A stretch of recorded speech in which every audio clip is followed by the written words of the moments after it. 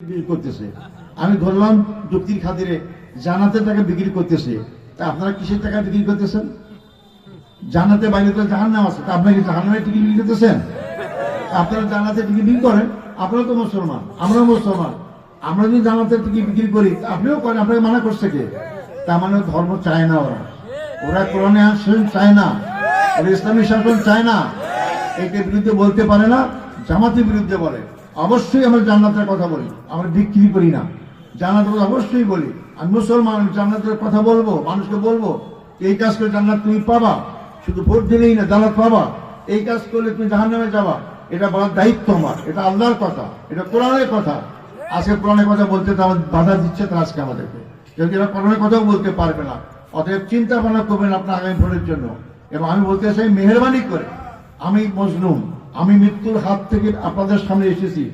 আমাকে এই বয়সে প্রতিদিন জেল থেকে আমাকে যখন করে নেওয়া হয়, ডান্ডাবাড়ি ছবি দেখেছেন, ডান্ডাবাড়ি কিন্তু হালকা সুতার রশির না, লোহার ভারী। এই বয়সে এই ডান্ডাবাড়ি আমাকে চলতে হয়েছে।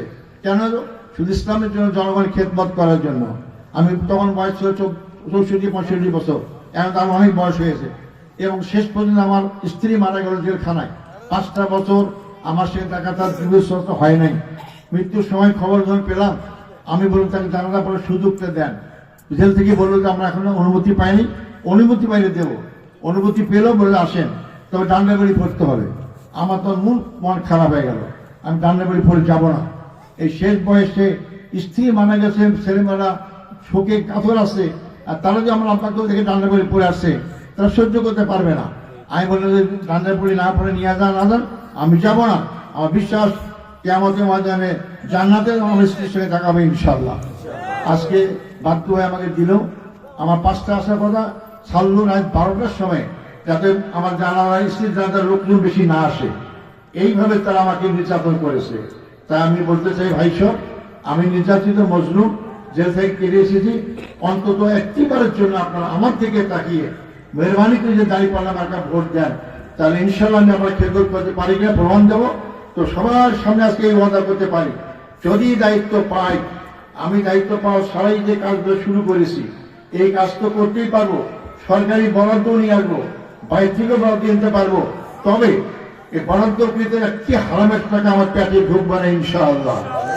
সবগুলি আপনাদের জনগণের কল্যাণে ব্যয় করবো ইনশাআল্লাহ।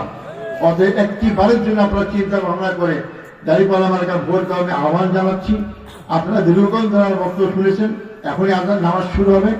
আগামী দিনে নির্বাচন তারিখ ঘোষণা হলে আবার দেখা হবে, আরো বড় সমস্যা ইনশাআল্লাহ। তাই বলতে চাই, আপনারা ভোট আমাকে দিতে চাইলেও আমি জিততে পারবো না, কারণ আপনারা তো এখানে অল্প লোক, এসে অনেক বাইরের লোক আছে। তাই অনুরোধ করবো যে কাজটা ভালো মনে করেন, সেই কাজটা আপনি অন্যদিকে বলেন। আমি সব জায়গায় যেতে পারবো না হয়তো, কারণ আমি তো বলতে চাই না, আমার পায়ে আঘাত করা হয়েছে, আমি চাইলেও বেশিক্ষণ হাঁটতে পারি না। এইভাবে কষ্ট করে আপনাদের সামনে আসি।